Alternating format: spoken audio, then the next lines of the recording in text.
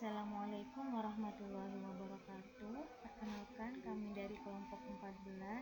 Di sini kami ingin mempresentasikan hasil diskusi kami tentang farmaekonomi pada penyakit gangguan gagal ginjal, skizofrenia, dan hiperlipidemia.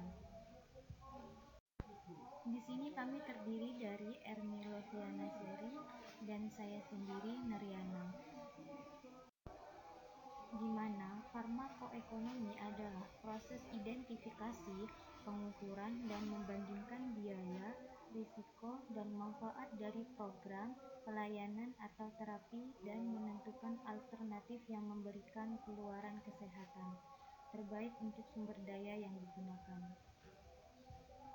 Untuk tujuan farmakoekonomi adalah untuk memberikan info yang dapat membutuhkan para pembuat kebijakan dalam menentukan pilihan atas alternatif-alternatif pengobatan yang tersedia, agar pelayanan kesehatan menjadi lebih efisien dan ekonomis.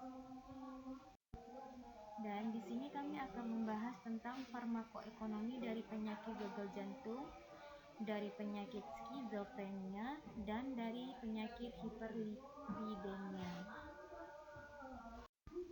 Yang pertama yaitu farmakoekonomi pada penyakit gagal jantung, di mana gagal jantung adalah suatu keadaan di mana jantung tidak mampu memompakan darah secukupnya dalam memenuhi kebutuhan sirkulasi untuk metabolisme jaringan tubuh, sedangkan tekanan pengisian ke dalam jantung masih cukup tinggi.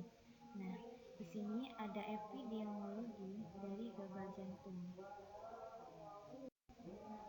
Di sini kami mengambil studi kasus yang berjudul Analisis Biaya Pengobatan Gagal Jantung pada Pasien Rawat Inap di RSUD Kabupaten Karanganyar tahun 2011 sampai tahun 2012. Nah, untuk pendahuluannya, di mana perubahan pola hidup menyebabkan pola penyakit berubah dari penyakit infeksi dan penyakit rawan gizi ke penyakit-penyakit degeneratif kronik seperti penyakit jantung dan pembuluh darah yang paling tinggi prevalensinya dalam masyarakat umum dan berperan besar terhadap mortalitas dan morbiditas. Nah, penelitian ini menggunakan metode observasional dengan menggunakan rancangan penelitian menurut perspektif rumah sakit. Sehingga hasil dari penelitian ini menunjukkan bahwa rata-rata biaya real pengobatan gagal jantung tanpa dan dengan komorbid lebih rendah dari biaya paket INE. Untuk pembahasannya dilihat dari tabel 1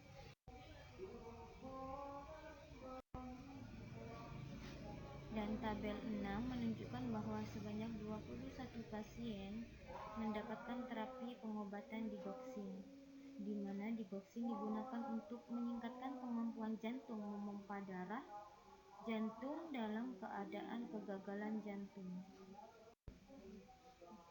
Di sini ada tabel 7. Biaya obat gagal jantung. Biaya adalah biaya untuk obat-obat gagal jantung selama perawatan di rumah sakit. Berdasarkan tabel nomor 7 dapat diketahui bahwa biaya rata-rata obat gagal jantung stek B terdapat perbedaan signifikan dengan nilai 0,05. Hal ini disebabkan karena pada setiap pasien sudah mempunyai keluhan yang berbeda-beda, sehingga macam obat yang diresepkan bervariasi dengan harga yang berbeda-beda, sehingga mempengaruhi tingginya biaya penggunaan obat. Dan pada tabel 8 diperoleh direct non-medical cost, yang mana menunjukkan tidak ada perbedaan yang signifikan dari kedua komponen. Biaya administrasi pada pasien stek B dan stek C tidak ada perbedaan signifikan.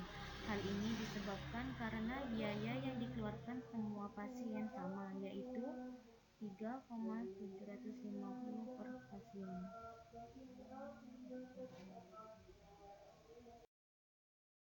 Yang terakhir, di sini dapat disimpulkan faktor-faktor yang berpengaruh terhadap total pengobatan pasien gagal jantung adalah komorbid dan lama rawat. Besarnya biaya real pengobatan gagal jantung untuk pasien tanpa komorbid dan pasien dengan komorbid RSUD Kabupaten Anyer tahun 2011 sampai tahun 2012 lebih kecil dibandingkan biaya paket INE. Yang kedua yaitu farmaekonomi dari penyakit skizofrenia, di mana skizofrenia adalah gangguan jiwa yang sering dijumpai dan termasuk gangguan jiwa yang paling menimbulkan kerusakan dalam psikiatri. Skizo juga merupakan salah satu dari 10 penyebab disabilitas pada populasi berusia antara 15 sampai 44 tahun. Skizo merupakan suatu sindrom heterogen yang tidak teratur seperti gangguan perilaku yang aneh, delusi, halusinasi, emosi tidak wajar, dan gangguan fungsi psikososial. Salah satu penata laksanaan skizo dengan pengobatan antipsikotik. Antipsikotik merupakan pengobatan efektif yang utama untuk penderita skizofrenia. Nah, di sini ada epidemiologi dari skizo, yang mana skizo biasanya dimulai pada usia remaja antara 15 sampai 25 tahun. Usia rata-rata onset pada pria adalah 18 tahun dan wanita pada 30 tahun. Di sini kami mengambil studi kasus yang berjudul Analisis Efektivitas Biaya Penggunaan Kombinasi Antipsikotik pada Pasien Rawat Inap Skizofrenia. Untuk pendahuluannya, skizofrenia adalah sindrom heterogen kronis yang ditandai dengan pola pikir yang tidak teratur, delusi, halusinasi, dan perubahan perilaku yang tidak tepat, serta gangguan fungsi psikososial. Sindrom ini adalah bentuk psikis fungsional paling berat dan menimbulkan disorganisasi personal terbesar. Farmakoterapi merupakan pilihan utama untuk mengobati skizofrenia. Pada penelitian ini menggunakan metode studi analisis dengan pengumpulan data secara retrospektif.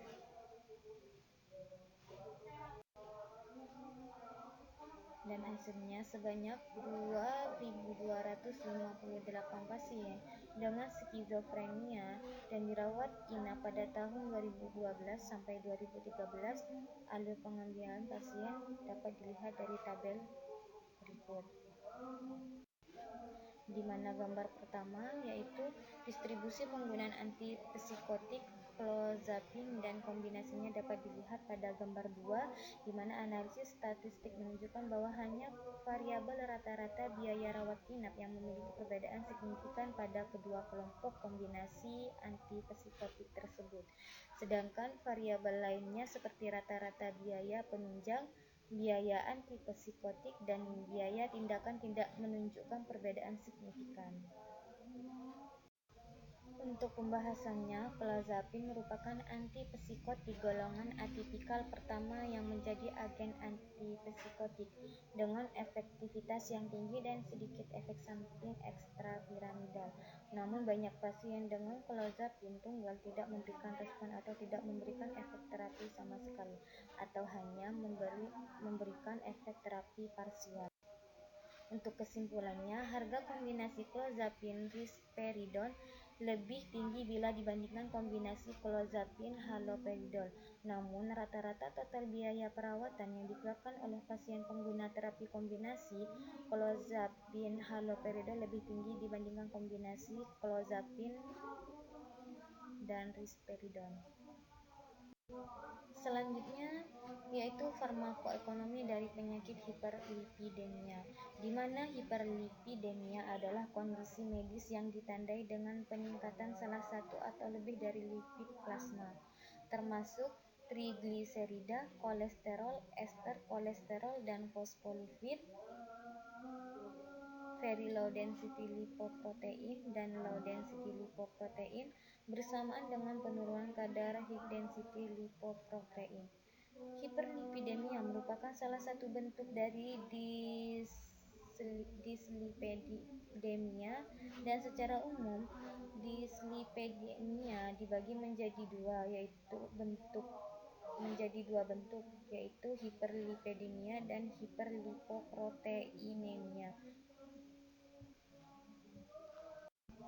Di sini kami mengambil studi kasus yang berjudul Manfaat Kesehatan dan Efektivitas Biaya Asimptomatik Screening untuk Hipertensi dan Kolesterol Tinggi dan Konseling Aspirin untuk Pencegahan Primer.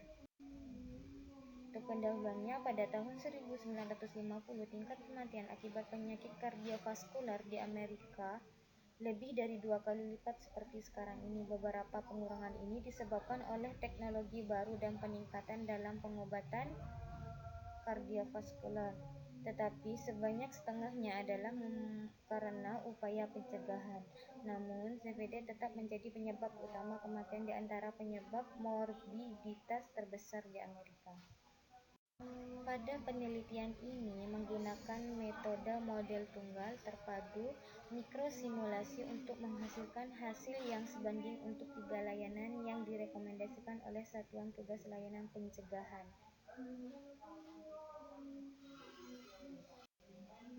Dan hasilnya bisa dilihat dari sini hasilnya. Dan untuk kesimpulannya dari penelitian ini adalah semua 3 layanan pencegahan CVD terus beringkat tinggi di antara pelayanan pencegahan lain yang direkomendasikan untuk orang dewasa. Tetapi prioritas individu dapat disesuaikan dalam praktik dengan mempertimbangkan karakteristik demografi dan tujuan klinis pasien. Sekian dan terima kasih. Semoga video ini bermanfaat untuk kami dan untuk teman-teman semuanya. Wassalamualaikum warahmatullahi wabarakatuh.